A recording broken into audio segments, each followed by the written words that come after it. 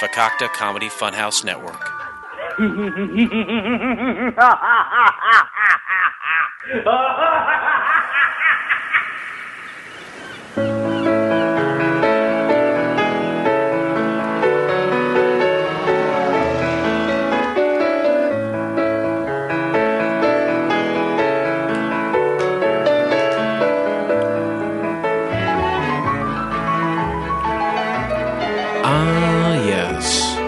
Welcome to Couch Pilots, all of my friends, the show that dares to fly into the unknown territory of awful television pilots of the past. My name is Jason, a.k.a. the Black Magician, or Imagination, the Black Magination. That's what I meant to say. With imagination, we'll get there. This song is built on the backs. This show is built on the backs of his songs. I rode a roller coaster from Coney Island to Key West. I held on with one finger so the other 10 could rest.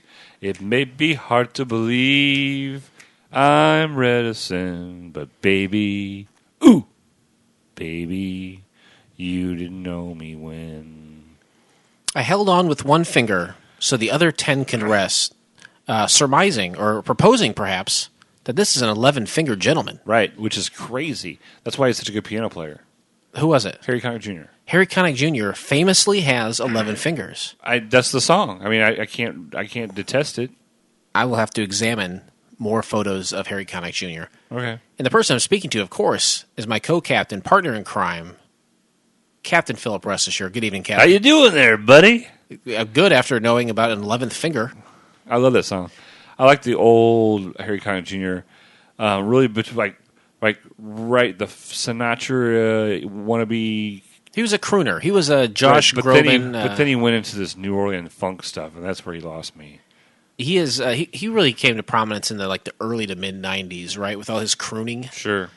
He was the what's that guy's name now? You got Josh Groban, right? No. You got Michael Bublé. Yeah, he was like the Michael Bublé of my early generation. He really was. He was that generation. Every generation.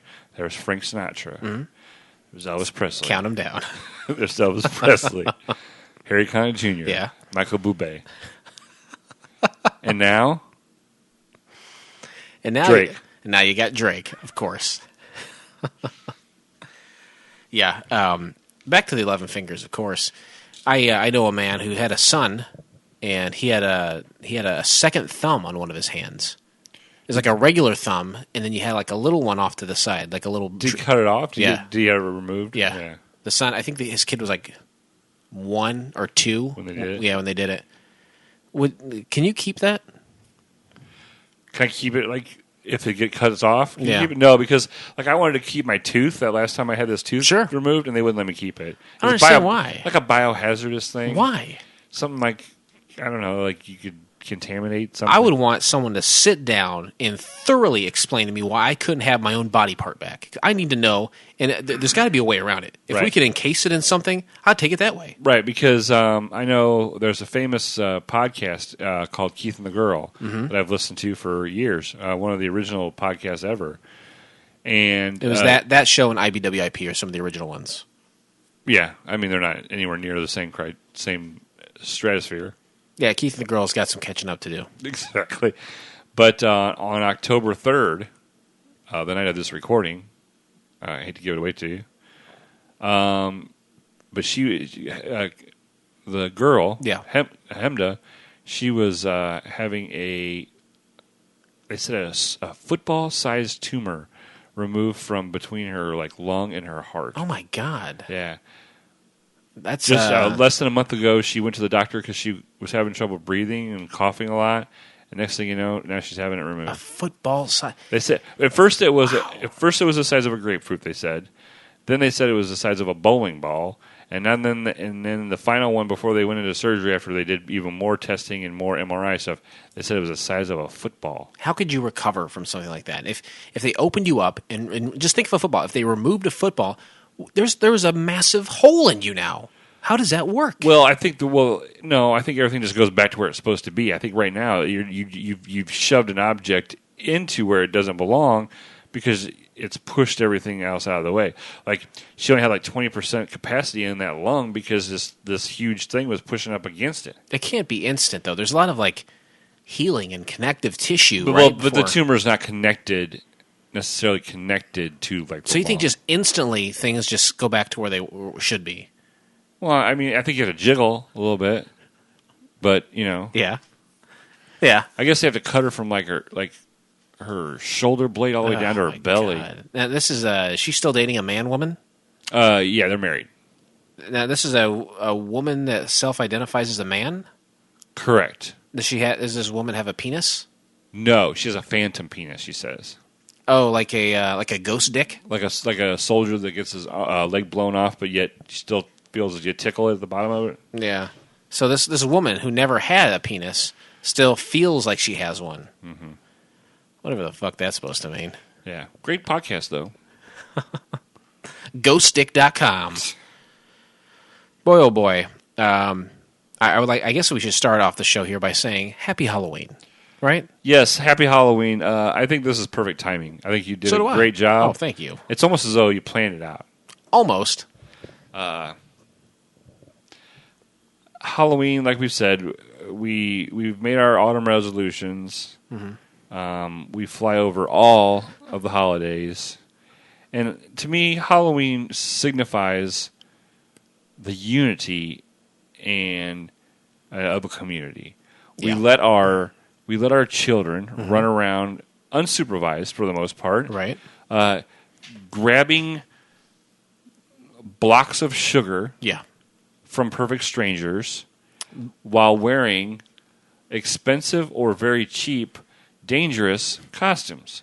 To me, that's what a community is centered around. I think you and I for Halloween should go out as the perfect strangers.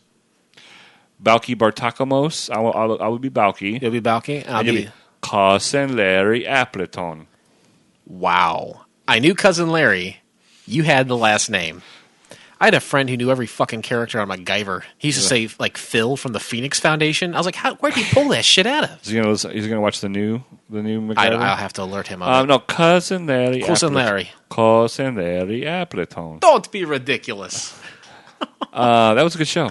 Yeah, I think you'd be the perfect Balky Baltakamos, which I knew his name, and I knew Cousin Larry, but Cousin Larry Appleton, wow, very good. You have to get a perm, like a perm, a real tight perm. I think that guy's name was Mark Lynn. Yeah, something like that. And my hair is almost exactly like it should be. Yeah, you're right. It is, and I'm an uptight asshole like Larry, and I'd have they're the modern day perfect, not perfect strength. Odd couple, modern day odd couple. Thank you very much. At the time, and they were the mid to late '80s odd couple, and I would be the guy, the uptight asshole, who everything had to be perfectly clean and organized, and you'd be the cousin coming in, disrupting my life, getting me all sorts of antics, telling stories about goats, fucking a sheep or something. It's perfect costume. Oh, for fucking a sheep? So all I'd have to do is just take like a meter stick and put it about 4 or 5 inches up my ass, and that would be Larry. And then you could just have like a bunch of cotton balls around your cock, and then you could be fucking a sheep, Larry. And then people would be like, "What the hell is these costumes you got?" Duh, duh, idiot. Perfect strangers. I'm obviously Cousin Larry Appleton. Which begs the question, frequent flyers, what will you be for Halloween? What are your plans? It's on a Monday this year. Did you just have a wonderful weekend party for Halloween? What did you dress up as? How far did you go? What do you mean by how far did you go? Like sexually? No, like the year, we talked about when it happened, when we got to that year, as we're apt to do, but the crocodile hunter, Steve Irwin, he died. And then Halloween rolls around. There's a bunch of dead Steve Irwins for Halloween. How far did you go? What's a thing of note as of lately? Like maybe you and a buddy could dress up as a black man and then a cop. Oh yeah, that would be awesome. That's timely and awful. One could dress up as Hillary Clinton and Donald Trump. Yeah, and it is topical. I saw a sign. It was like a political sign. People put in their yard. It says, "Don't vote for Monica's boyfriend's wife," or something like that. It was funny. Monica. I'd buy one of her handbags. Wink. I'd go on a date with her. Yeah. She seems like a very lovely lady. I don't think she's that unattractive. I don't think that was the issue, right? No, Bill Clinton in those days is a chunky dude, and he probably likes a little bit of cushion for the pushing. Was she chunky then? Oh, sure. Not unlike the soup. Love the beef. Hey, you know what? Where's the beef? I'll admit her hair was not the best. It's dated. She's lost a lot of weight. Are you still looking at modern pictures of her? I looked up under Monica Lewinsky nude? weight loss. Ooh, that's a good idea. I don't know about that. I doubt she's supposed... What are you doing? I've farted. Ooh, audible expulsion of gas. Well, this is the thing, is a lot of times when you look up like a famous person, like nude, Yeah. you just get pictures Cropped. that people have just photoshopped there. Yeah, so that takes away from it. Yep, I hear that. I'm going to be honest with you. I don't see a reason why not to take her to Pound Town. Or maybe you should dress up as the blue dress, and I'll dress up as the stain. Oh, that's a great idea. I'll dress up as the stain, and I'll just constantly kind of rub up against you. That's funny. I like that. That'd be a good idea. And with that... Ladies and gentlemen, the captains have turned on the fasten seatbelt sign. Fasten your seatbelt, boys. Boy, oh boy. This is a boys-only episode. Boys only. If you're a girl listening to this, turn it off. Or just turn it down. Let it play so we still get the credit for streaming. But That's- don't you dare listen to it, Right. please. Don't listen to it. Reverse psychology. That's right. No, thank you. Girls are stupid. Jesus. See you later, half our audience. Just kidding. Girls don't listen to podcasts. Right. Oh, boy. Pilot season. Pilot season's over for the year, right? It happens in spring and mainly summer. People get out there with their crazy... Yeah, because now what it is now what you're seeing is ones that made it through the gates. That's of absolutely hell. right. We're in the middle of fall. You get to see exactly what made it through pilot season. And the shows we're talking about did not. Someone had an idea. It came to fruition with one episode. They had one shot to prove to the masses that their show had what it takes to go the distance. And networks, executives, someone along the way put the kibosh on it. And this one episode drifts away out of people's minds, out of their consciousness forever until we throw our lasso of truth around it and we reel it in. Oh, well, I was going to use a fishing reference. We're out there on the boat. Yeah. Just casting. Lazy Sunday afternoon. Casting in, just reeling it in nice and slow, and there it is. Yep. Snag one up. We hold it up. I stand on one end of the boat because I took it out of the water. You do all the stuff in the middle, and then I bring it back in. Yep. Yeah, but while we're out there, you catch it. I take a nice little photo. We put it on Instagram, right? Exactly. And then we polish it up, take it back to the shore. We watch that pilot. We report back to you on it, and you get to enjoy the fruits of our labor. And that's where we are right now here today. And today we're talking about the pilot episode, of course, aptly for Halloween, of Zombieland from the year of our Lord 2013. Great year. An amazing year. Mm-hmm. A lot of things happened in our lives. So much happened. Well, let's just name everything. First, New Year's Day. Yeah. Football. Let's start at the beginning. Football, New Year's Day. Mm-hmm. Second, Valentine's Day. Love Valentine's Day. Had sex. Great holiday. Right. We fly over it. March, my birthday. Mm-hmm. Birthday. Birthday. April. April rolls around. April Fool's Day. Tons of great jokes. Joke's on you. Gotcha. May. Flowers are coming up. May Day, here it comes. Labor Day. Oh. Or Memorial Day. Okay. June. My mom's birthday. Nice. Got to celebrate Mom's birthday. Every year. Mm-hmm. July. 4th of July, obviously. Abraham Lincoln's birthday. Congratulations. August. Getting hot. Getting hot in her. Sticky. Dog days of summer. Camping trip. Always a big camping trip every year for the family. In the right. hot and smoldering heat. Mm-hmm. September. School starts back up. You got Labor Day. You got preseason football. Yep. Love that preseason. October rolls around. Halloween. Here we are. Amazing. Pit stop. November. Oh. No, that's fine. We'll keep moving. Okay, November. Thanksgiving. Yep. God bless the USA. Tryptophan. Tryptophan. We love wine. We love turkey. All those things that make us go to sleep. And in December. Your birthday again. Oh, I skipped your birthday. That's fine. October 27th. I was a dick. I forgot. That's fine. It's totally fine. I don't. I'm in my mid-30s. I don't care about birthdays anymore. You obviously cared enough about your own birthday to mention it. But I'm older. I don't. If past 10, I don't need to celebrate my birthday, so that's fine. Hopefully, that puts you in the mindset of any given year. But we want to go back a few years to 2013 and really kind of simmer in the events of that time, so we can be in the mind frame, right? The proper mind frame to watch the show. Right. Things that happened that year: a massive tornado through Washington and Pekin and even parts of East Peoria, Illinois. Oh, yeah. Local event. That did happen. That did happen that year. November 19th. 17th. 19th? 17th. 17th or the 15th? 14th or the 17th, somewhere in there. 17th, probably. I was laid off from my job at that time, and it happened 2 days later. So were the gods mad that you lost your job? I don't care. I don't care about that. Yeah, that was an interesting day. That was a very interesting day. Take us through very quickly what happened with you, because you were personally affected by this. Yeah, my wife, and my kids. It was a sunny day. We got in the car, and we were driving across the river. We were going to go to Best Buy.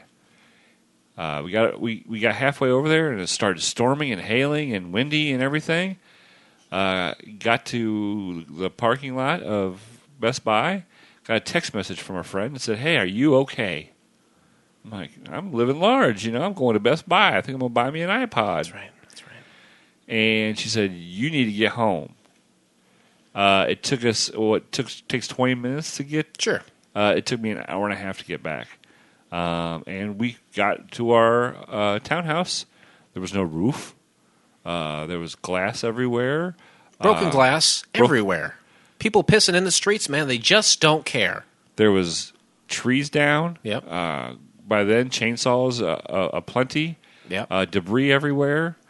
Yeah. We are currently in that same townhouse. Yes, we are. At the time of this airing, though, you will have already moved to your new house, and ultimately the sixth incarnation of your podcast studio. But at that time, you had to move to another part of Pekin, Illinois. In the ghetto. You had to move to the ghetto for sure, where you had a temporary studio set up. I, on the other hand, I wasn't personally affected, thank God, but everyone was out of power for a while. Mm-hmm. My mom was married to, and still is married to a man who he was in charge of job sites. He would take control of the construction of schools and what have you. And all the power was out locally. This happened on a Sunday. And so my life temporarily turned into a video game where I had to go out with him and my brother to a job site. We had to pick up some keys from different areas, just like in a video game, and then go to this job site and unlock a generator. We had to pick up the generator, take it back, and then power the house with it. So I feel like we were sent on this mission to go do these things. Meanwhile, to go to level 2. Exactly, to open up the dungeon or whatever. No one out in the streets, no lights anywhere. Very eerie, very spooky. If you took a map of Washington, Illinois, you could take an eraser and just mark out a line where that tornado went. It really did some bad damage. Totally. Very serious for this area. And that puts you and I, perhaps, in the mind frame. Maybe not everyone else who live locally. Come on, folks. You know what it was like, right? Well, let's get back to that. Television shows like New Girl, The Walking Dead, Revenge, The Americans, Girls, Brooklyn Nine-Nine, and Blacklist are widely watched and discussed. I think almost all of those, maybe not Revenge, but I think all the other ones are still on TV. That's how close in time we are. Right. Popular movies released that year were Iron Man 3, Star Trek Into Darkness, The Great Gatsby, Man of Steel, World War Z, oddly enough, which is a zombie movie, Anchorman 2, American Hustle, and The Wolf of Wall Street. I think the only one I saw was Anchorman 2 was the only one I saw. Wow, that's maybe the worst of the bunch. Sony releases the PS4. Twitter goes public on September 12th, the day after 9/11, never forget. And stocks were initially sold at $26 per. Today they're at $60.28. And that's as of 2014. I was not very good at finances and the stock market. Yeah, that's all right. You'll have your next life. The micro video application Vine is released by Twitter and takes social media by storm with short, under 15-second videos dominating the media world. I didn't know that was released by Twitter. I didn't know those were working hand in hand. Yeah, I knew that was Twitter. Vine, it didn't last very long. Is it not around anymore? I mean, I'm sure it's around, but nobody ever talks about it. Nobody ever uses it. If something catches on at the right time, they will have a surge. Just like everything, like Pokemon Go. Come and gone. Quicker than... As fast as it swooped in, it blew away. It's not done, I guarantee. I think they're going to release different things, new packs you can download, and it'll come in waves. Nothing as strong as that initial wave, but it'll still come in waves. It'll be fine. Yeah, that's it. How old were you in the year of our Lord 2013? 38. Yeah, I was 32. Great age. Great age. Great age. Great age. Why did we choose to watch Zombieland? 3 basic criteria that are very important to us, and your pilot will not be on the table unless it meets these. First, one and done. Just like many, many, many, many, many, many women in my life. Lucky one duck. and done. Did not go to series, obviously. One and done. Did not go to series. One was made, and that's it. Number 2, it was free. We didn't have to pay for it. Right. And 3, and the final one, is that we had to be able to find it. Not only has it have to be free, we have to be able to find it on the internet. We hear about these all day, but if you can't find it, it may as well not exist. Right. There's lists. There's all kinds of lists on the internet about, I wish this would have been made, or wish this would have went to series. Yeah. And you find 3 out of every 50. That's probably about accurate. And tying into that, where can you find Zombieland to watch it yourself? You can find the entire episode by subscribing to Couch Pilots in iTunes or your favorite podcast app of choice, and then click on one of our classically blue links in our show notes. Or go to dailymotion.com or use the Dailymotion app is what I would suggest, and search Zombieland Pilot. Yes, we love that app. We love that app, and I genuinely have a lot of love for that app. What I love even more, though, is when people subscribe to the show and then click that blue link in the show notes. Classic. It's true. I cannot tell you how many times we've talked about this. In the pantheon of links, unlimited colors. Take your color wheel out of your back pocket. Everyone's issued one the first day of kindergarten. Sure. And you should keep it with just like your Social Security card. Get your color wheel out. Align it to classically blue. Put that up to your screen. Make sure it matches the color there, and then click that link. Mm-hmm. It's the only way you know it's going to be a safe link. It's a digital condom to keep you, your privacy, your information, your identity safe. Yeah, we specially have formulated on the pachinko machine a rigorous 37-step process to make sure that all these links are good. And if it meets 36 of the 37, guess what? No, that's no good. We throw it out. We have to start all over. It's a series of punch cards, as we've talked about before. Sure. The pachinko machine, no electricity involved. It's all gears and punch cards, and there's a wind-up in the back we have to do every night before we go to sleep. And it calculates everything related to Couch Pilots. And in this case, we use it for our blue links. Right. So definitely check that out. Let's go ahead and take the plane off here. Flight attendants, prepare for takeoff, please.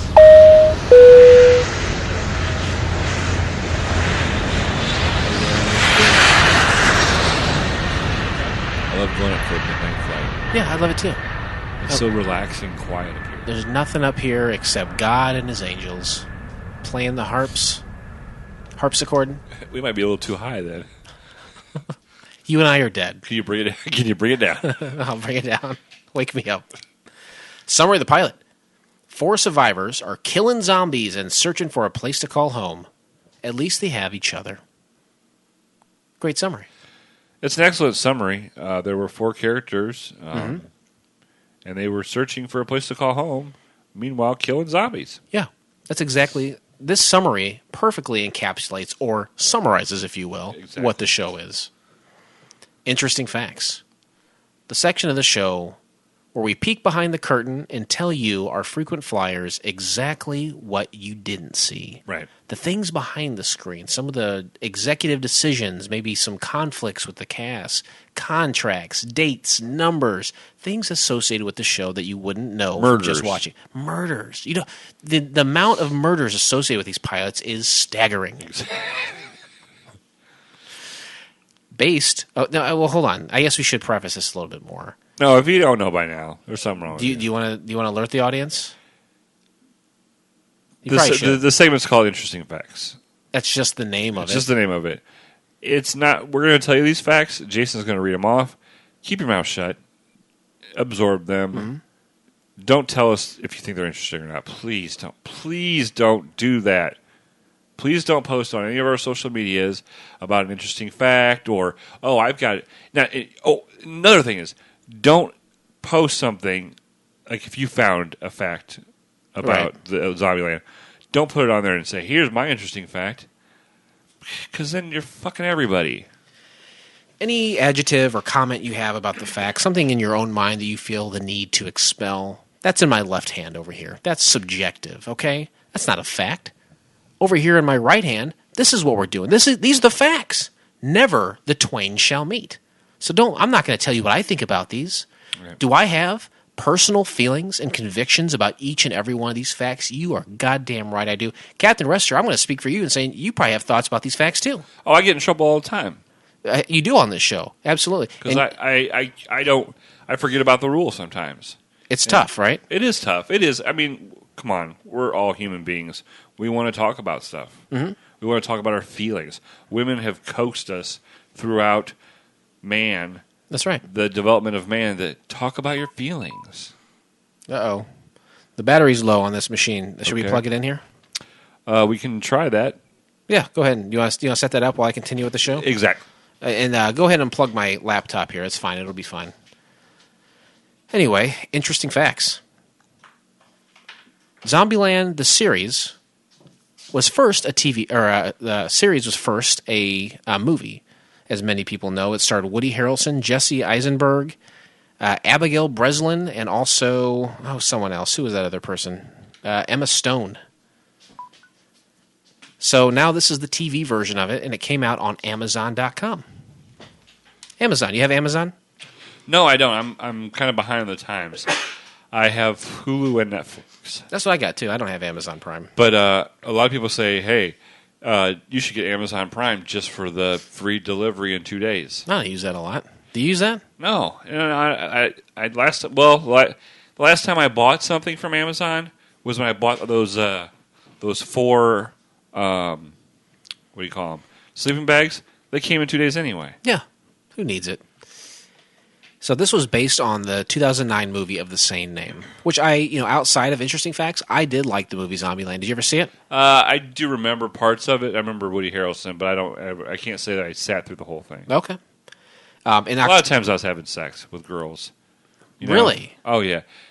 I was Netflix and chilling before that was Netflix. So movies, watching movies, I would assume at home, you're probably not having tons of public movie theater sex. Right. But watching movies at home is just an avenue for you to have sex with a girl. Definitely. Okay. Best avenue. Guys out there, kids, boys about 17, this is the way to do it. You're going down Avenue A? Yep. In October 2011, it was reported that Fox Broadcasting Company and Sony Pictures were considering a television show adaptation of the series to be aired on CBS, with original writers Paul Wernick and Rhett Reese penning the script, but with the main actors of the original film likely not returning, which makes sense. Yeah, Woody Harrelson is too expensive for a TV show. Yeah, you've got a lot. The line is slowly dissipating over the years, I believe, because there's such a wide a birth of different television shows and networks and outlets. Absolutely, like Woody Harrelson did end up showing on True Detective a few years ago with Matthew McConaughey. Those are 2 A-list stars who did a limited run series, which was very good. But to them, it was like filming a movie. Probably so.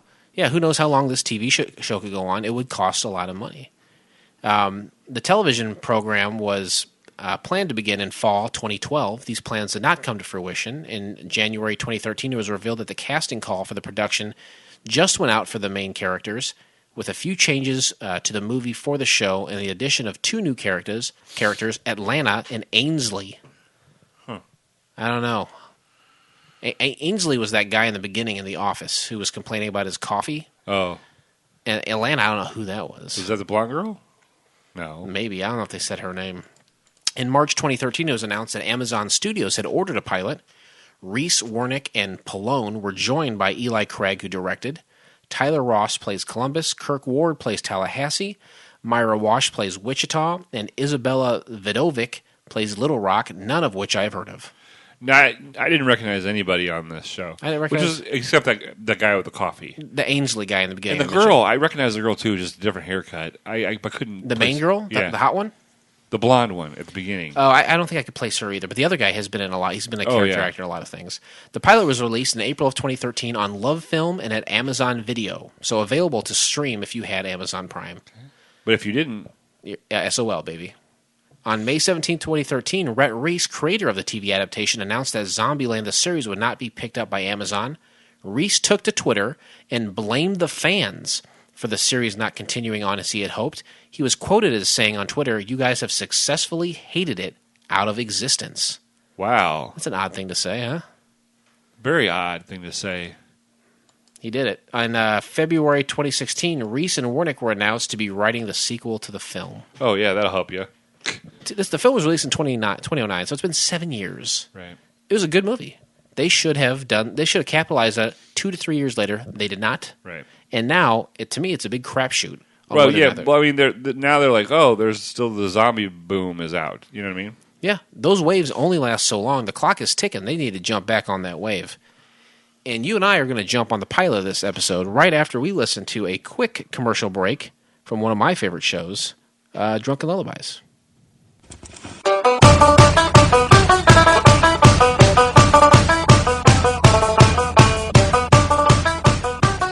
Hi, this is the voice from Drunken Lullabies. Do you like craft beer, indie music, pop culture, pro wrestling, and pure juvenile hijinks? Then you will love Drunken Lullabies on the FCF network. We have new episodes every Sunday, so you can spend the Sabbath getting drunk with us. So join me and my co-host Beer Mansky and our rotating cast of characters as we drink amazing beer, listen to bands we think you need to know, and laugh our asses off. Like Elvis said, 10,000 Drunkomaniacs can't be wrong. Check us out on all podcast platforms and at fcfnetwork.com. May your music be loud and your beers be cold. Lullabies.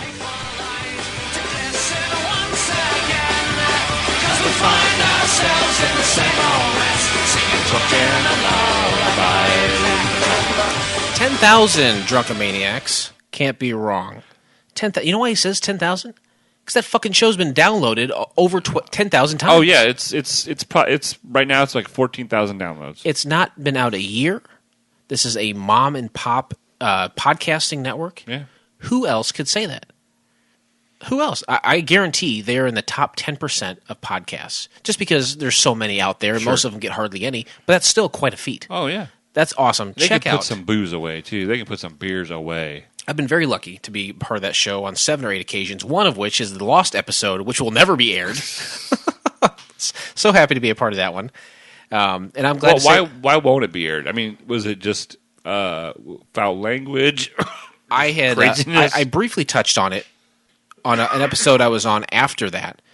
And we touched on it briefly, but I don't think Dustin wanted to talk about it very much. So I'll go ahead and talk about it right now. He had a beer tasting, and he was nice enough to invite me, even though I'm not a real beer guy. Sure. But we all got to hang out at his house for a while. It was kind of a housewarming party for, I think, Brianna too, who had Freckles, who had moved in with him. Had all these people over from his beer groups, and just basically to show off his hot young girlfriend. Hey, I'd do it too, man. This smart guy. So he had everyone over. The plan was, let's record 2 episodes. We'll have a lot of fun. We'll rotate a lot of people in and out, try all this different beer. Everyone will bring some beer, have some great music, great times, great food. It was all of that and a bag of chips. Oh. Night's rolling down. I'm kind of coming down off of my drunkenness, and I was like, okay, I'm probably going to get going. And Dustin, in his drunkenness, says, you know what? We did 2, let's do 1 more. Right. And I said, hey. As a podcaster, there's always that one more. There's always that. You're chasing that high.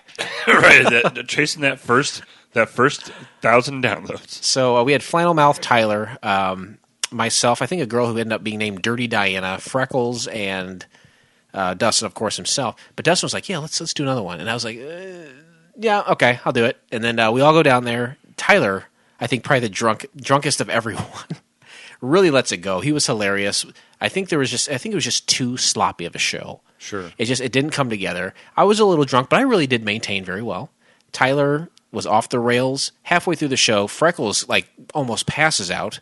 She had a nitro killer, a nitro beer, which it was like 12% ABV, and she was already a little drunk at that point. So she went upstairs to pass out. She's like, I'm tapping out of this. And then we had a couple more of his friends show up.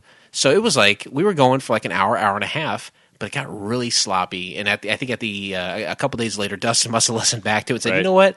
I will pass. This was funny at the time. But, he always has good quality shows. And He does. Gets a lot of indie bands, interviews. And it's not like he just picks them and plays them. These are bands that are up and coming, bands you may not have heard of, and he contacts and gets the permission from these bands. Sure, and on occasion, will interview them. Right. He procures out of his wealth of knowledge of music. He's procuring. Is that the word I'm looking for? Curating. He's curating. Like a salted meat. Yeah, and he's picking music that you need to hear. Mm-hmm. He does a great job. And he a guy that worked at a record store for 45 years. You better damn well have some information Right, stocked exactly. away. That coupled with delicious beer, talk of pro wrestling, one of the best shows on the FCF Network, comes out every Sunday. Check them out, only at the FCFnetwork.com, or you go to like iTunes and stuff too. It's there. Anyway, to the pilot of the show, the pilot of Zombieland. Zombieland. Personally, loved the movie. I had high hopes for this series. You had high hopes. Okay. Is that That's all I got. Okay. My voice is going out. The show starts in an office. Two people at their desks, sitting side by side with their backs to a window, having a very boring conversation about modern day problems. I didn't my coffee. Didn't have any coffee this morning. I dropped my iPhone and it cracked. Starbucks got my name wrong. Soy chai, Yeah. lactose. Boy, has anybody else had a worse day than this? Meanwhile, there's mayhem happening behind them, and they don't even see There's it. chainsaws and people getting cut in half. Men on fire. That Man on Fire is pretty cool. Yes, people getting hit by trucks, people being eaten alive. All this happening right behind them, but they can't hear it or see it because they're in a building facing the other way. Sure. And then a gentleman comes in, the lunch cart guy. Mm-hmm. He comes in. He's like, "Got your lunches for you." And of course, he says the guy's name wrong, and He put pickles on his sandwich. He's like, "How could this get any worse?" it makes everything taste like pickles. Yeah, which is true. Which is true. That's why I always get pickles on the side. Well, here's what happened there. Me the other day, I went to Chick-fil-A. They love gays, and I had a Chick-fil-A sandwich. Is that why you went there? Because they love gays? Right. No, I'd never been to a Chick-fil-A before. It was my first time ever. And now you've turned gay and went there? Yeah. Okay. And I said I want this, a Chick-fil-A sandwich, One of your famous filet sandwiches. plain, only mustard and lettuce. Crazy. What does it have on the bottom of it? Big fat pickle. Yeah, so the whole thing tastes like pickle. Okay. Stupid teenage girl. It does come Push down a to that, fucking doesn't it? button. Jesus. I'll never go back, ever. So the guy he's devastated by this pickle situation, and through that window at that time comes a big hulking zombie. Right, he's like walking by, and then he sees like, ooh, there's live, There's some food in there. There's food, and he just bashes through. Freeze frame. Then there's some narration. Yep. This is Columbus. The character is played by... the guy goes, could this day get any worse? And that's when the zombie busts through. He busts through and he eats that guy. Then the guy who's pushing the cart around is Tallahassee, who was the character of Woody Harrelson from the film. He takes apart that same lunch cart, beats him to death, and you get the narration of Columbus, who was played by Jesse Eisenberg, talking about kind of what's going on essentially. And see, I didn't realize, when the narration was going on, I didn't realize that was not. I thought maybe it was that person. It was Tallahassee, right? Sure. Yeah, we didn't know at that point because the show was just starting. He kills that zombie, dispatches him quickly. He walks through the broken glass. Like a click, just a click. As soon as he killed that zombie, like boom, like the rest of his life, his mind clicked, and he was like, "I'm a zombie killer now." You're right. It seemed like he was delivering food at an office. Right. That was his lot in life, but he was born for a higher purpose or a different purpose. And when that happened, when he killed that zombie, everything clicked. It's like, oh, this is what I do. Right. This is who I am. So he walks through the broken glass of the window and walks out into the mayhem, and there's just mayhem everywhere. And there's this big. Oh my God! I thought you were. No, I'm not laughing. No, I'm so sorry. But in the sky, Yeah. there was a plane, Yeah. and it was smoking and on fire, and it crashed and blew up. Now, okay, Captain, this is It's just a show. It's not real. It didn't happen. This was all for entertainment purposes. I had to push pause on my Daily Motion app, and I stood up and I gave a salute to my fellow pilots. I feel you. You know, that's the line of work we're in. It's terrible to see something like that. We joke around a lot and we laugh and stuff, but you know, many of our brothers, we've known our pilot brothers, fallen pilots, our Sky Cop brethren, none of the sisters. We don't really care about them. No. There's plenty of women in the world, but you know, they have succumbed to the same thing. Yeah, they've succumbed to the same fate for sure. It was, you know, I didn't really think of that because I knew it was all in jest. I knew it was fake and it was not real. I don't dare watch real footage of planes crashing because that just rips right to my core. But knowing that this was not real, it's okay, buddy. All right. You okay? Yeah. You want to move forward? Yeah, definitely. All right. Well, Tallahassee walks out there with his weapon, embracing this new world, realizing this is his lot in life, his place to be, how he can succeed or excel. And then it cuts to the logo. Yeah, it cuts to the logo and more narration. It basically picks up where the group is already assembled. Right. The movie was each of these people kind of individually, and then they meet up, and then they have a little adventure together. Roll credits. But this takes it past that. We're already together. We've spent some time together. We've been around for a month together, traveling through L.A., and they're outside of a fireworks store. And they've set off some fires apparently in there, and the entire store goes up with fireworks. And this is where we first learn rule number 1: cardio. High five it. Just like in the movie, there's sets of rules. A bunch of like the double tap is one where you shoot them twice in the head to make sure they're dead. You know, stuff like that.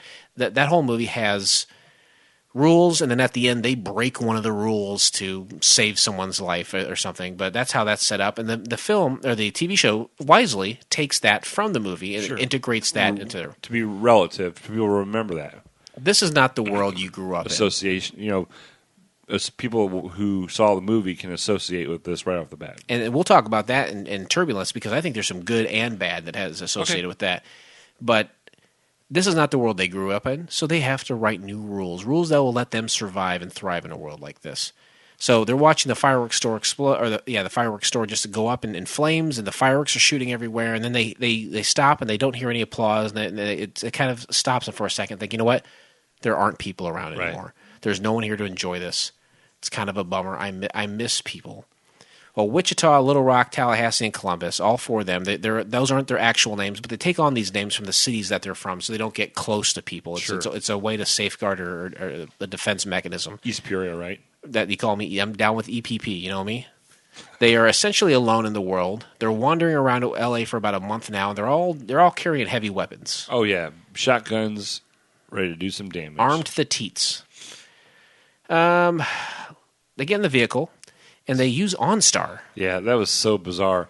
They OnStar in this African American sounding voice. This is not from the movie, by the way. This was not in the movie. You know, honey child, blah blah blah, and they're basically having a conversation with Detroit because that's her name because that's where she's at, and she's like the dispatch, the OnStar dispatch person, and they just have conversations like they've been having conversations for this whole time. They're getting to know each other. They're there's a human being somewhere left. And most of the population is decimated. So any connections to people they try to hold on to as much as they can. And yeah, this woman is kind of like the oracle, giving out information, sending them to different places. Trying to get them in contact with other humans that are still alive that haven't been zombified. That is mainly her role in this episode for sure. And she's like, they're like, where can we go? That there's people. And she's like, well, there's a spot in New York. Fisher's Island. That hasn't had any zombies yet. Probably because it's an island, right? Zombie free. Head out there, you'll be safe. That's 55,000 miles away. Mm-hmm. In the meantime, they say, well, anyone around here we can talk to? They're like, yeah, there's a few people. Here's someone you can talk to. Now, if she's only available through OnStar, and they're in a vehicle and talking to her, I get it. But if this guy's hanging out on he's a window washer, hanging on the side of a building, probably 5-10 stories up, how does he communicate with the OnStar person? How does she know that he's there? Right. They send them to him. She gives them the address. Hey, there's a window washer at this address. Go there. How does that OnStar lady know that? I have no idea. But they go there, and they see him up there, and boy, is he glad to see him. He's like, you know what? I'll be glad to join you guys. I'll be right down. A couple things before that. We found about rule number 38 or 33. Oh, Keep hope alive. High five it. Then they're walking through the street, heading toward this guy, this window washer guy. Mm-hmm. Before they see him, there's a zombie behind him. You can see it. I can see it. They can't see it. Yep. Fucking Tallahassee just turns his fucking gun behind him and shoots it without even looking. Yep, lays it on his shoulder, a shotgun, blasts him. That was awesome. Direct hit. So they come upon the window washer, and he's like, you know what? This is awesome. I'll be right down. So he starts to lower himself down the side of the building, and then A zombie busts through the window. just like in the opening, right? Right, and basically grabs him, and they both fall to their death. Yep, they both die instantly. And they're kind of bummed. They're like, oh, that sucks. Strength in numbers. Yeah. That's a bummer. So Columbus and Wichita at this point kind of have a little bit of a moment. Columbus is clearly in love with Wichita, and they had a kiss once. And I think they're referencing the movie because that happened in the movie. Okay. And at the end of the movie, it looked like they kind of be together. And so this really does pick up a little bit after the movie drops off. And he flashes back to a time that he thought they were together, but yet broke up. They're having some fun inside of an IKEA.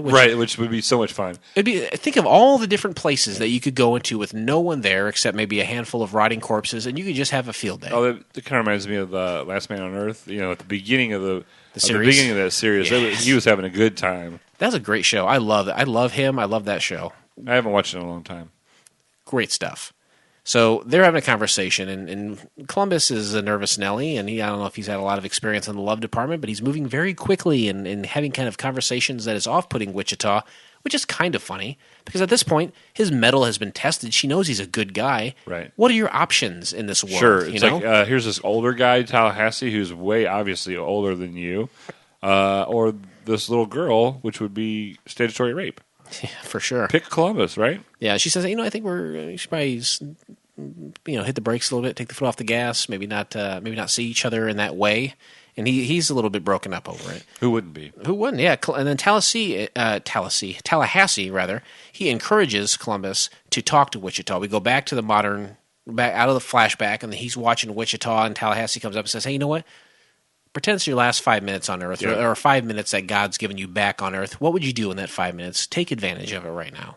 One thing, what would you do? What would I do? Boy, oh boy.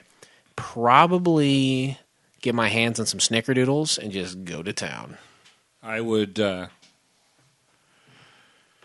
Scotcheroos, not snickerdoodles. I'm sorry. They have the thickly dense Rice Krispie treat with the peanut butter and the layer of chocolate on top. Oh, okay. Scotcheroos. I'm sorry. What would you do? I would put myself in a NASCAR race. Yeah. And the final, five laps or so, and I'd just lay the hammer down, see what happens. You want to go out in a blaze of glory? Yeah. Just like Bon Jovi said. Was that Bon Jovi? Shut I thought that was Survivor. down. yeah, I think it was. Cut back to OnStar, directing to another survivor. This is a woman who is got like a little village set up, kind of like a little survivor pop tent kitchen, like a makeshift kitchen where she bakes food, and that's what Detroit's like. You need to go. This lady, she's a great cook. Mm-hmm. How does she know that? How does she find these people? I don't know either. They go there, and it's like on an overpass. There's all this. It's kind of like a hobo town. Sure. She's a little mock village set up, and she's the only person there.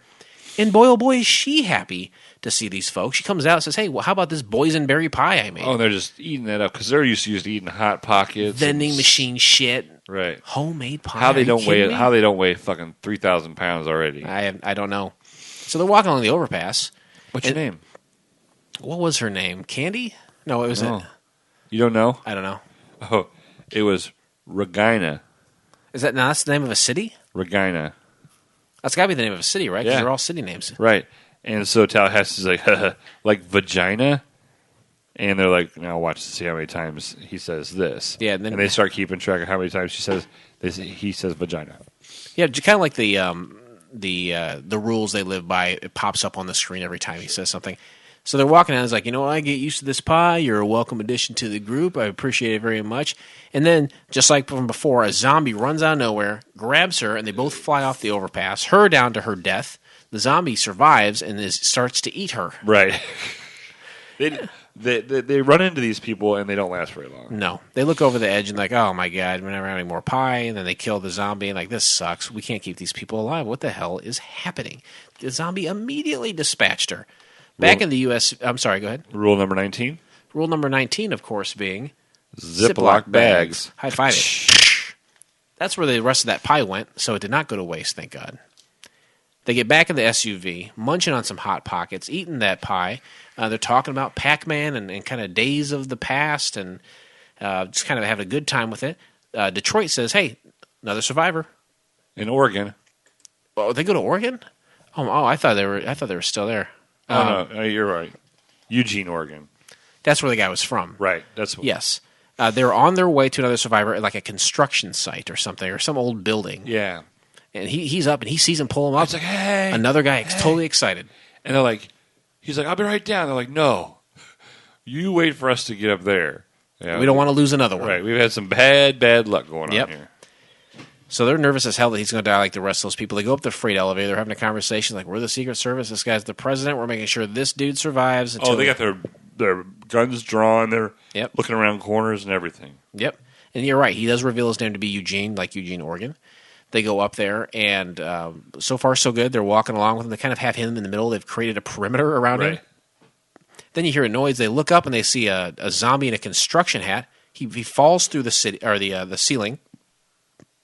The floor. Excuse me. I'm sorry. Floor to the next floor to the next floor. Yeah, he breaks right through. Eugene's about ready to fall in. They grab on and pull him out. Like, whoa, buddy. That was a close call. Very close. Instantly, Eugene falls through the floor himself and continues to fall until he splats dead 4 or 5 stories beneath them. And he's like, and Tallahassee's like, Tallahassee just like flips out, like he's flailing his arms, and he's losing his shit, and he's like, we are cursed. Yeah. It's like we know there's strength in numbers. We want to add people. We want to try to rebuild a society. How are we going to do this when people keep dropping dead right in front of us? They do seem like they're cursed for sure. Detroit, one more time. She's like, you guys got to get it together. Yep. I don't know what you guys are doing, but here's an elderly couple. And so they go to their house. It's a nice little house, maybe in the suburbs, on the edge of town. I don't know. It's a beautiful little home. They go in there. They explore the house, kind of trading grandparent names. Right. Everyone's got their own little nicknames for their grandparents. They see pictures of them. Oh, they're adorable. They go upstairs, and they're zombies. Yeah, Columbus puts his gun down, and it's like washing his hands. Goes to wash his hands. Like, one thing you find out about apocalypse is you can never have too clean of hands or something. Yep, that's right. He turns around, and there's Grandma, and she's a zombie. And he starts to wrestle with them, with Grandma and Grandpa. Grandma gets him down, tries to bite his neck. And does. But she has dentures in. Yeah, he can't die, right? You see that, you're like, well, how are they going to get out of this right. one? She has dentures. Wichita comes and saves him. Then they're both in trouble. And then Tallahassee comes and just fucking annihilates. Totally regulates. Takes a fireplace poker thing, and just fucking takes those guys to task, kills them. And then the child comes up the stairs and says, "That's pretty fucked up." Yeah, it's the F word is very prevalent. I was going to let Eli watch this, and so I went to IMDb first and checked. Said it was TVMA. This is a hard R. Yeah, for sure. I didn't know. I wanted to make sure first. And then he says, "Is that the zombie kill of the week?" And then it cuts to a little snippet where a guy is. It's one of those parking garages that's got this spiral going down, and the guy he's like the station 76, the gas station, the big red ball. Yeah, the 76 station. Yeah, it just rolls down and it rolls over. The zombie's running down away. The zombie. Do you think the zombie would really run away from it? The zombies are brain dead. To me, they wouldn't run away from it. They'd run at the person they're trying to eat. Sure, they wouldn't be scared of a ball. Right. But this one was, but it played to the point where the ball was coming down and it squashed the zombie. And that was funny. The zombie kill of the week is something else they took from the movie.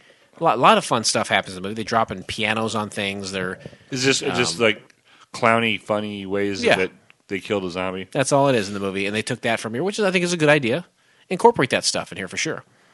The gang then decides to head towards Detroit, the OnStar lady, and then on their way to Fisher's Island, I believe. And then the narration, he narrates out of the show, and that's it. Yeah. And then there's a vagina montage at the end with Tallahassee saying vagina a bunch of different ways. Sure. So basically the premise is that they're going to continue to comb through the United States. Yep. To look for survivors and a safe place to call home for sure. And with that, we approach turbulence. Please remain seated as we are now crossing a zone of turbulence. This show didn't work.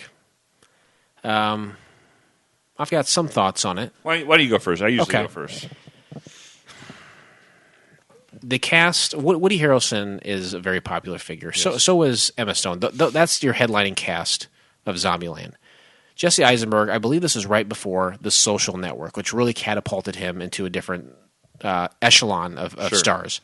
So you got big stars in Emma Stone and definitely Woody Harrelson. They, of course, are not going to make it to the TV series.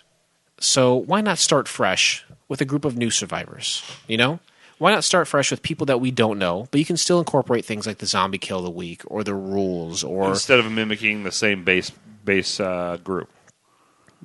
Just like we talked about in the last episode, Tim and Eric created the new Big Ball. That show, Tim and Eric, the people have rabid fans. I think Zombieland had some pretty hardcore fans. They really liked this movie. And zombies were hot in 2013. They sure were, and now you're trying to replace those very beloved characters with other people entirely who were milquetoast, mediocre versions at best. Sure, kind of like Black Bart. Remember Black Bart? Yes. That was a spinoff of Blazing Saddles, and not nearly as good. Not nearly as good, but none of the people were the same people. Right.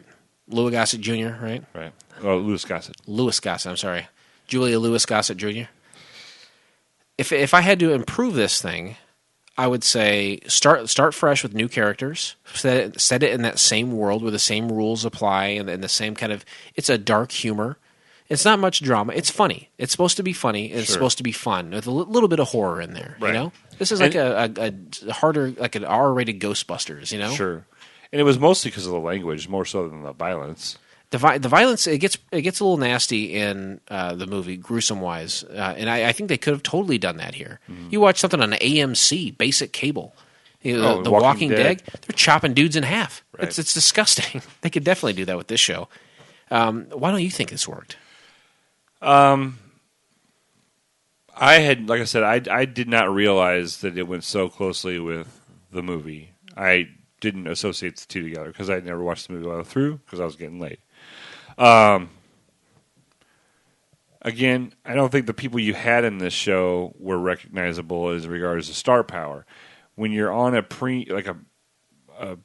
streaming service like that,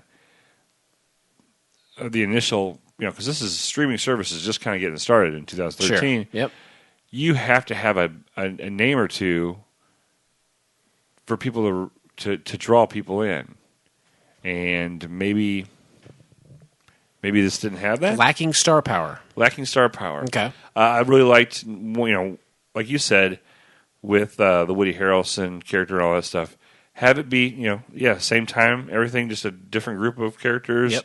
Maybe they're on their way that way, to where Woody Harrelson's. You could always have Woody Harrelson come in. It's a cameo. And right? a cameo, the season 1 finale, maybe. That's what they talked about during this show, and I was reading up on about. Someone mentioned, why not have them cross paths with the survivors from the movie? Wouldn't that be interesting for just a quick cameo or something? And I thought, yeah, absolutely. That'd be great. Yeah. That would work wonderfully. That's where I like to see it go if it survived. Them just keep traveling across the country, trying to find a safe place while interacting with the alive and the undead. Sure. That's what I think. You got to have... Once in a while, you got to have somebody survive. Oh, yeah, totally. Oh, for sure. Let's take this in for a final descent. Ladies and gentlemen, as we start our descent, please make sure your seat backs and tray tables are in their full upright position. Zombieland is probably one of the most popular pilots we'll ever do, in terms of having been seen.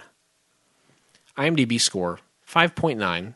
from 6,578 ratings. Gee whiz. We're not waking anybody up to a nugget here. No, this is a known pilot that did not make it. People again love the movie. They want some more of it. This is what they got.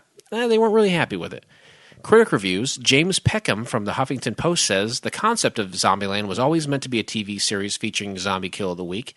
So the writers clearly jumped for joy at the idea from Amazon, and a pilot was made. Sadly, on May 17th, Amazon announced the series wouldn't make it past the pilot stage. The creator, Rhett Reese, tweeted, "Sad for everyone involved. I'll never understand the vehement hate the pilot received from diehard zombie fans. You guys successfully hated it out of existence. Anyway, we did our best. We're very proud of our team." So what went wrong with Zombieland the series? Just by watching the first few minutes of the pilot, the fatal error is staring any fan of the film in the face. It is meant to be a Harrelson Eisenberg stone. Why did the writers decide to use the same characters in which we now associate A-list actors?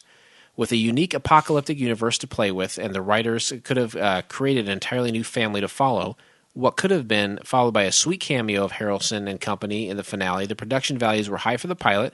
We know zombie effects are affordable in the current television climate, thanks to the runaway success of The Walking Dead. The acting isn't horrific. The writing is pretty strong. The only thing that went wrong for Amazon was the idea of new characters in the same role. Yeah, I think there's a lot of pretty accurate. Yeah, there's a lot of truth to that for sure. C.E. Martin from Amazing Stories says Zombieland the series 3.5 out of 5 stars. I had to take away 1 star for the slowness of the rationing of zombie kills and the lack of Woody Harrelson. I had to take another star away for Amazon's crazy Prime membership requirement to view, which was at the time. Now you can see it on DailyMotion.com. I awarded a half star for the new Wichita being way hotter looking than the movie version. So that's my guy right so, there. Not a notable critic. This one I do not agree with. Bix Frankenus from Medium.com says the pilot was built almost entirely around the premise of laughing at the demise of other survivors. The running joke being that the main characters keep trying to bring in new people, but then promptly and fully ignore them until they get killed. Then they shrug it off or behave as if the affront and the offense is theirs, and they have been put out by the experience, not the fellow survivors that they completely failed to protect. It's ugly. The characters are terrible people. And the cast mostly is terrible at being those terrible people. That's terrible. That's a terrible review. I don't think that they were cavalier about the people they're trying to recruit dying. I think it was just kind of like they didn't know them. How much can you mourn someone that you didn't know? 3 seconds. Mostly in that kind of atmosphere. An apocalypse atmosphere. A couple of lips and a pocket of apple spears. That's right. Yeah, those folks. They wanted him to be with. They wanted to join with them. That's why Tallahassee freaked out so much and was flipping out after that guy fell through the multiple floors. I don't think they're ugly characters. Here's a few viewer reviews. Not bad. Might just be good. 1 out of 10 is as low as I can rate it. Some new actors replaced the old actors from Zombieland to make a very bad TV show. Why copy the movie characters? Hard to judge from just the pilot. Pretty decent pilot. It's just not fresh anymore, which I agree with that. Even worse than my expectations. Awful, just awful. Someone says, well done. Not that bad. Enjoyable. Nice violence. It has faults. I want my 30 minutes of my life back. Awful show. Very disappointed. Awful cast. And it goes on and on and on. A lot of people have seen this. A lot of people have rated this. This is no secret pilot by any means. I think it's time for us to give our rating. Let's rate this. Ladies and gentlemen, welcome to FCF Airport. Local time is 11:11 and the temperature is 69 degrees. For your safety and comfort, please remain seated with your seatbelt fastened until the captains turn off the fasten seatbelt sign. We bantered, okay? We told you what year it was released. We told you what we're going to watch. We gave you the highlights of the year that it came out, okay? We told you, maybe most importantly, we told you how old we were when this show came out. We told you Happy Halloween. Yeah, we said, who else is going to tell you Happy Halloween? You know what you're going to get all day? Trick or treat, trick or treat. Right. How about you step back and take a look at someone else and say, hey, hope you have a great Halloween. Happy Halloween. We told you what the requirements were, all right? We gave you the summary. We gave you the interesting facts. We broke down the pilot. We told you why it didn't work. We gave you the reviews. Now it's our turn. All this information goes inside of our mouths. We digest it in our stomach, and then we shit out a big fat rating. And we do it for you. Exactly. Our frequent flyers. Using the scale we've created from Wings, the television show from the 90s, 1 to 7 scale, all the characters from Wings. You got Roy Biggins at the bottom with number 1. We hate that motherfucker. He's a big fat guy. Number 7 is the greatest man on the planet, greatest character in television history, Brian Hackett. Based on that rating system, Captain I think Phil... Rose Nyland is. What's that? Rose Nyland. Who's that? The Golden Girls. I'm going to change that. The greatest. She's the greatest. Should we make it number 8? No, I'm just saying she's the greatest. Oh, so this is outside of the scale? Well, yeah, you said somebody was that Brian Hackett was the greatest television character ever. You disagree? Well, Rose Nyland. Rose is Betty White, right? Right. Okay, so you want me to put her on the list, you think, No, or not? it's okay. No? Okay. All right, well, that's where you and I will have to agree to disagree. We're gonna do one episode Of Golden Girls? of Golden Girls podcast. The pilot episode? Has a little special to the fans? Out of 1 to 7, I turn to you, Captain Philip, rest assured. What do you rate Zombieland? I didn't know it wasn't even had anything to do with the movie because I was not familiar with the movie. So the things that bothered most people didn't bother me. But you knew there was a movie. You just didn't realize that they were taking elements of it and which elements were taken. Right, yeah. I had a good time watching it. Mm-hmm. I thought Tallahassee was hilarious. His character was hilarious, not funny wise, but just his craziness. I'm gonna give it a 5. I agree. Yeah, I agree. 5 as well. And I give it a 5 because I'm removing the fact that these characters have a history outside of this one episode. I'm trying to remove the fact that they are the same characters from the movie. It is an enjoyable show. I think they could have upped the violence a little bit more and still stayed funny. This is not bad. I like this. Yeah. I wish it would have had at least a 10-episode run. Obviously we couldn't do it on this show, which would have been a big disappointment. But at least we would have got more of some of the kills of the weeks and the antics that were Zombieland. Is that an audible explosion of gas? Yeah. I feel like you were surprised by your own fart. Did you not know that was coming? I've never seen someone more surprised by their own flatulence. I had no idea. I had no idea. It scared me. Completely caught off guard by his own gas. And with that, we close. And with that ill-timed release, we close the book on Zombieland forever, never to be opened again, never to be mentioned again. Thank you very much, but we aren't done. No way, Jose. Won't you join us next time when we watch the pilot episode? And I always love this part because you don't know what we're doing next. No, so I sporadically just run to a piece of paper and a pen.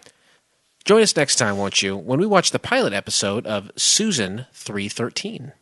Here's a little something to wet your whistle. A woman returns to her old life after a decade-long breakup, ready to pick up where she left off, and finds it's not as easy as she thought because those around her have moved on. You can find the entire episode by subscribing to Couch Pilots in iTunes or your favorite podcast app of choice, and then click on one of our classically blue links in our show notes.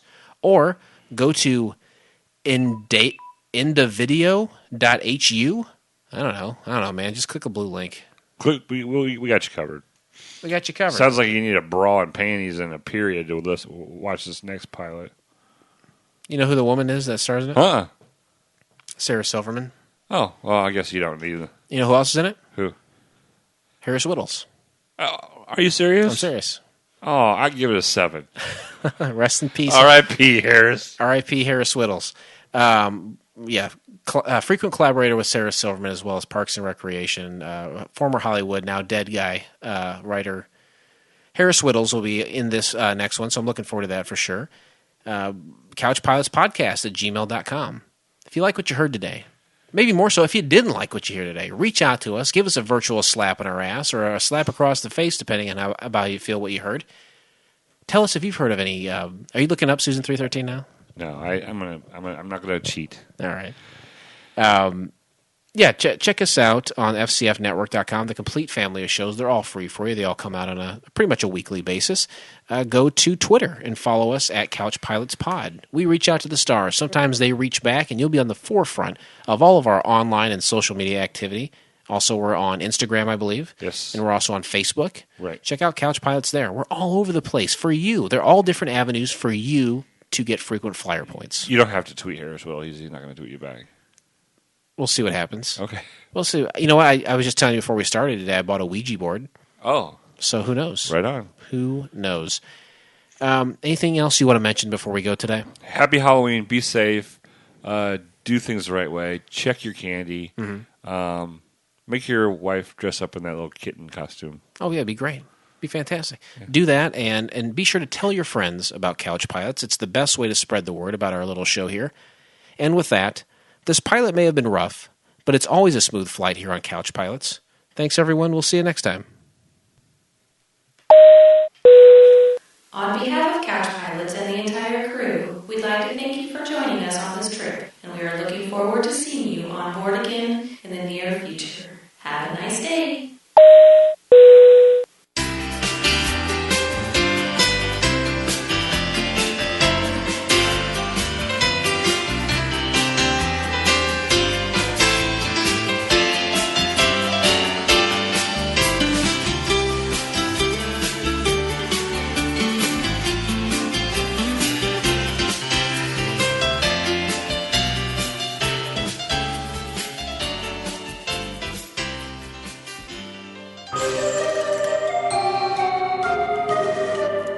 This has been a Fakakta Comedy Funhouse production, produced by Jason Tosher, executive produced by Blake Clayton. For more information and content, go to fcfnetwork.com.